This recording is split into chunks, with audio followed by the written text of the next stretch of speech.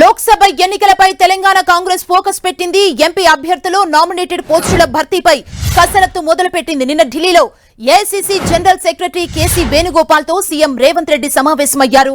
Nominated పోస్టుల్లో ముఖ్యమైన నేతలకు ప్రాధాన్యత ఇవ్వాలని నిర్ణయించారు. లోక్సభ ఎన్నికల్లో గెలుపు గుర్రాలకే టికెట్ ఇవ్వాలని నేతలు భావిస్తున్నారు. కేబినెట్ విస్తరణను ప్రస్తుతానికి హోల్డ్లో పెట్టారు. పార్లమెంటు ఎన్నికల తర్వాతే కేబినెట్ విస్తరణపై దృష్టి సారించాలని నిర్ణయించారు. 1-2 రోజుల్లో నామినేటెడ్ పోస్టులను భర్తీ చేయనున్నారు.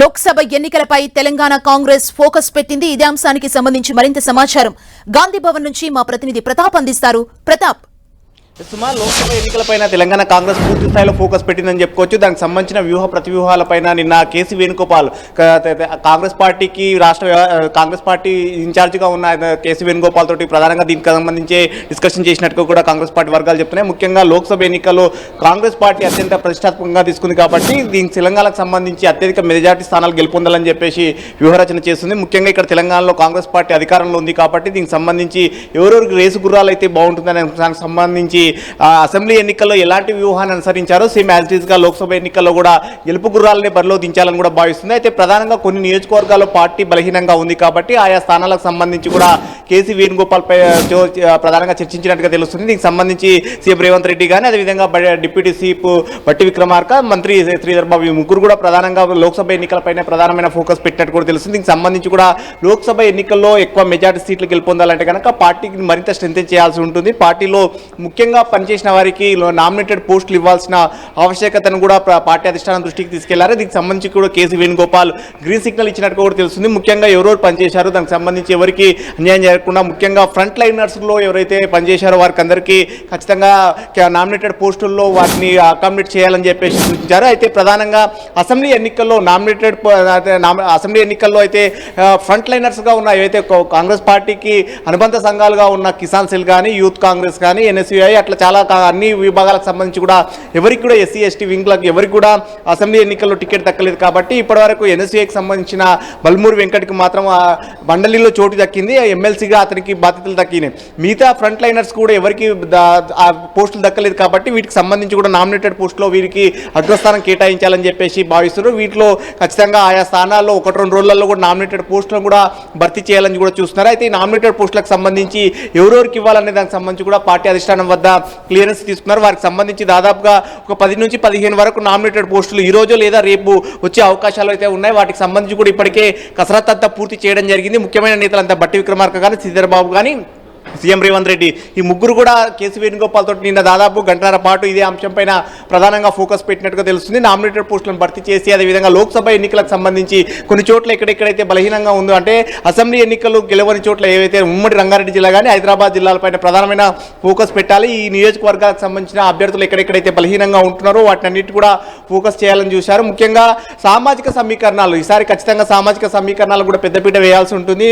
ముఖ్యంగా రిజర్వేషన్ స్థానాలు ఉన్నప్పటికీ కూడా అక్కడ కూడా సామాజిక సమీకరణాలు ఖచ్చితంగా బేస్ చేసుకుని కూడా అభ్యర్థుల ఎంపిక అనేది చాలా కీలకం కాబట్టి అభ్యర్థుల ఎంపికలో ఏ విధమైన తప్పిదం జరగకుండా చూసుకోవాలని చెప్పేసి దీనికి సంబంధించి సీఎం రేవంత్ రెడ్డి కూడా బాధ్యతలు అప్పగించారు. సీఎం రేవంత్ రెడ్డి ఫ్రీ హ్యాండ్గా అభ్యర్థులను సెలెక్ట్ చేసుకోవాలి.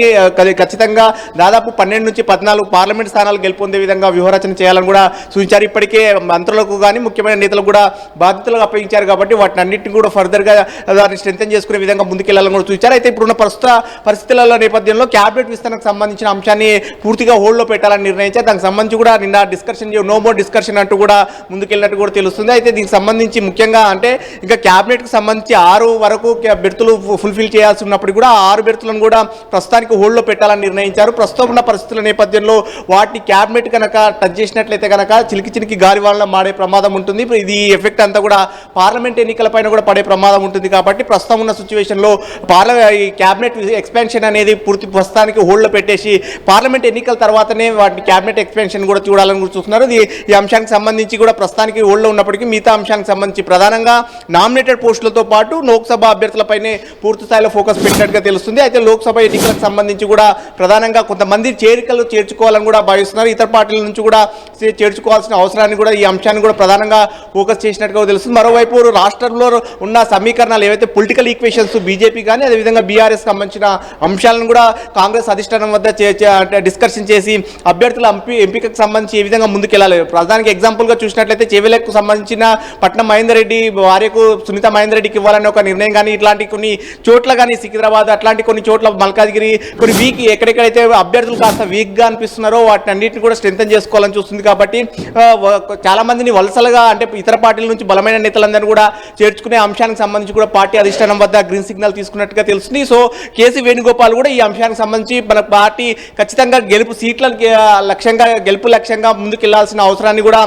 కేసీ వేణుగోపాల్ సూచించడం జరిగింది. ఎందుకంటే యూపీఏకి సంబంధించి ఖచ్చితంగా సెంట్రల్లో కాంగ్రెస్ పార్టీ స్ట్రెంథన్గా ఉండాలంటే ఎంపీ సీట్లు చాలా అత్యంత కీలకం కాబట్టి ఎంపీ సీట్లను ఖచ్చితంగా గెలవాల్సిన ఆవశ్యకతను కూడా రాష్ట్ర నాయకత్వాన్ని కూడా సూచించారు. రాష్ట్ర నాయకత్వం కూడా కొన్ని సలహాలు సూచనలు ఇచ్చిన వాటిని అన్నిటి కూడా అధిష్టానం ఓకే చెప్పినట్టుగా తెలుస్తుంది. సో మొత్తం మీద బలమైన నేతలు ఇతర పార్టీల నుంచి వచ్చేవారు మరి బలమైన నేతలు తీసుకోవడంతో పాటు లోక్సభ ఎన్నికలకు ఉపయోగపడే నేతలు ఎవరెవరైతే ఉంటారో వారికి అందరూ కూడా నామినేటెడ్ పోస్టులో వారికి అకామిడేట్ చేయాలని కూడా నిర్ణయించారు. ఈ నామినేటెడ్ పోస్టులకు సంబంధించిన అకామిడేషన్ సంబంధించి ఈ రోజు లేదా రేపు జీవోలన్నీ కూడా వెలువడే అవకాశం ఉంటుంది. సో మొత్తం మీద నామినేటెడ్ పోస్టులకు సంబంధించి దాదాపు 10 నుంచి 15 వరకు కూడా నామినేటెడ్ పోస్టులను భర్తీ చేయాలని చెప్పారు. దీనికి సంబంధించి కూడా అధిష్టానం గ్రీన్ సిగ్నల్ ఇచ్చినట్టుగా కూడా తెలుస్తుంది. సుమా, థాంక్యూ ప్రతాప్.